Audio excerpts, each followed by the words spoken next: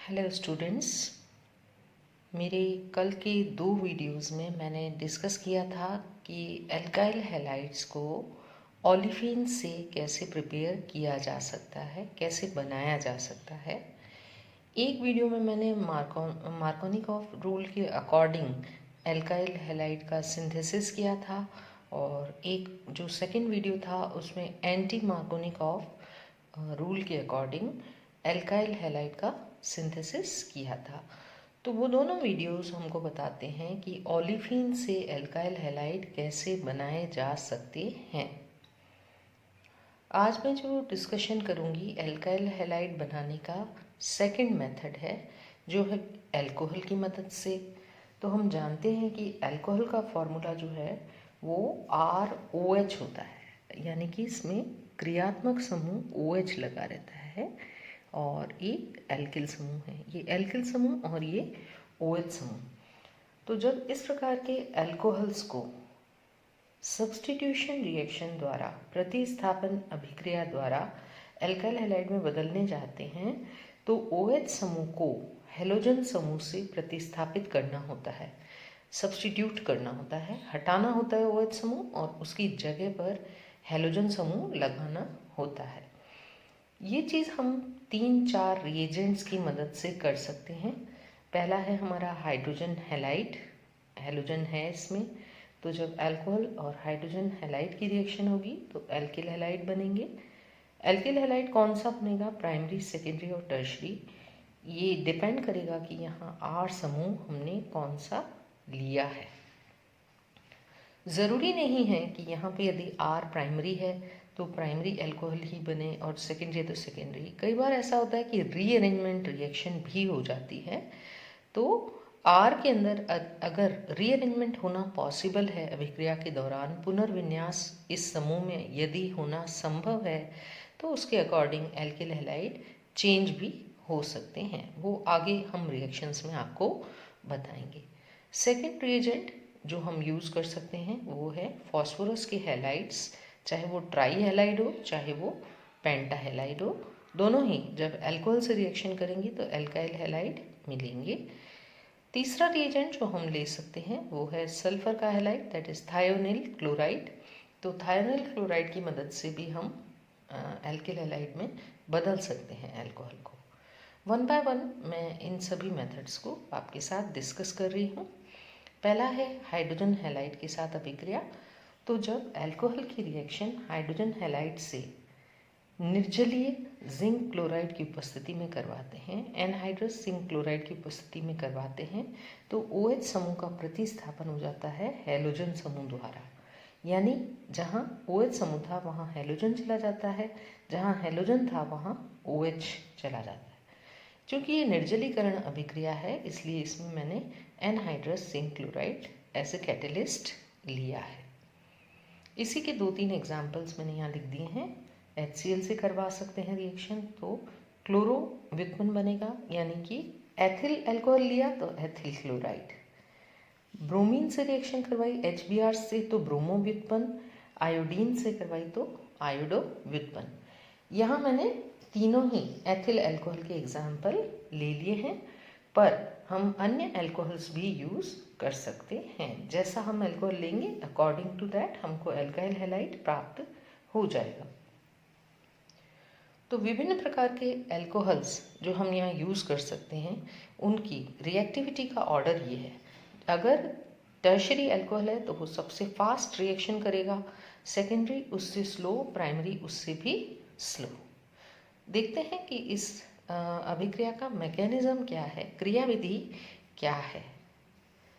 यदि हमारा alcohol secondary या प्राइमरी है तो प्राइमरी और सेकेंडरी अल्कोहल में साइज़ छोटी होती है R समूह की। तो यदि R समूह की साइज़ छोटी है तो ये SN2 मैकेनिज्म द्वारा एल्किल हैलाइड बनाएगा। SN2 मैकेनिज्म क्या होता है ये देख लेते हैं। यहाँ पे दिखाया गया सेकेंड वाली स्टेप में SN2 मैकेनिज्म। यहाँ फर्स्ट स्टेप जो है उसमें सबसे पहले OH जो ग्रुप है हमारा वो एसिड की प्रेजेंस में H लेकर, यानी कि एक प्रोटॉन लेकर ऑक्सोनियम आयन में बदल जाएगा। जब OH समूह ऑक्सोनियम आयन में बदलेगा तभी इसमें से H2O के रूप में OH को निकालना आसान हो जाता है। अदरवाइज हम OH को हेलोजन द्वारा सब्सटीट्यूट नहीं कर सकते, क्योंकि OH जो है वो स्ट्रॉन्ग न्यूक्लियोफाइल है और ब्रोमीन जो है वो या हेलोजन जो है वो वीक न्यूक्लियोफाइल है। तो यदि हमारा वीक न्यूक्लियोफाइल स्ट्रॉन्ग न्यूक्लियोफाइल को हटाना चाहेगा तो वो हटना संभव नहीं है। तो पहले OH को एक वीक न्यूक्लियोफाइल में कन्वर्ट करते हैं। इसके लिए हमने जो एसिड डाला है अपने आप इसका H यहाँ जुड़ जाएगा और अब ये H2O के रूप में हटेगा, जो कि वीक न्यूक्लियोफाइल है हेलोजन की अपेक्षा। तो फर्स्ट स्टेप में बना ऑक्सोनियम आयन, सेकेंड स्टेप में इस ऑक्सोनियम आयन पर ब्रोमीन का अटैक हो रहा है। ये स्टेप स्लो स्टेप है और जो हमारी स्लो स्टेप होती है वही गति निर्धारक पद होता है, रेट डिटरमाइनिंग स्टेप होती है। तो इस स्लो स्टेप में दो अभिकारक भाग ले रहे हैं, इसलिए इस अभिक्रिया का नाम या मैकेनिज्म SN2 कहलाता है। दो भाग ले रहे हैं इसलिए SN2, सब्स्टिट्यूशन न्यूक्लियोफिलिक बाईमॉलिक्यूलर। तो यहाँ जब OH का अटैक हमारे एल्किल समूह के कार्बन पर पीछे से होता है और आगे से H2O, ये H2O निकल रहा होता है, तो एक संक्रमण अवस्था, एक ट्रांजिशन स्टेट बनती है बीच में, जो कि ये है। ये टूटने वाला बॉन्ड है, ये बनने वाला बॉन्ड है। और अंततः चूंकि ये एक वीक न्यूक्लियोफाइल है, वीक नाभिक से ही है, तो ये निकल जाएगा और ये स्ट्रांग है तो ये जुड़ा हुआ रह जाएगा। तो हमने कंक्लूजन क्या निकाला कि यदि हमारा अल्कोहल प्राथमिक या द्वितीयक है तो उस पर जब हैलोजन अम्ल का अटैक होगा तो जो मैकेनिज्म है वो SN2 मैकेनिज्म रहेगा। इसी तरह यदि अल्कोहल टर्शरी अल्कोहल है तो टर्शरी अल्काइल समूह की साइज बड़ी होगी ना प्राइमरी और सेकेंडरी से, तो इसमें जब तक यहाँ पे जगह नहीं होगी ब्रोमीन को पीछे से अटैक करने की, तब तक ब्रोमीन यहाँ अटैक नहीं कर सकता। यहाँ पर भी फर्स्ट स्टेप कॉमन ही रहेगी कि प्रोटॉन लेकर, ये ऑक्सीजन एक प्रोटॉन लेकर ऑक्सोनियम आयन बना देगा और ये ऑक्सोनियम आयन बहुत ज़्यादा क्राउडेड है, साइज़ बड़ी है, इस पर 3-3 मिथाइल ग्रुप लगे हुए हैं, इसलिए ये क्राउडेड है। तो अब जो सेकेंड स्टेप होने जा रही है उसमें पहले ऑक्सोनियम आयन निकलेगा और इसके निकलने के बाद एक कार्बोनियम आयन इंटरमीडिएट यानी कि मध्यवर्ती के रूप में बनेगा। इसमें हमारा चूंकि एक ही अभिकारक भाग ले रहा है, ये हमारी स्लो स्टेप है और ये हमारी गति निर्धारक पद है, तो इसमें एक ही अभिकारक भाग ले रहा है, इसलिए इसको हम SN1 मैकेनिज्म कहेंगे।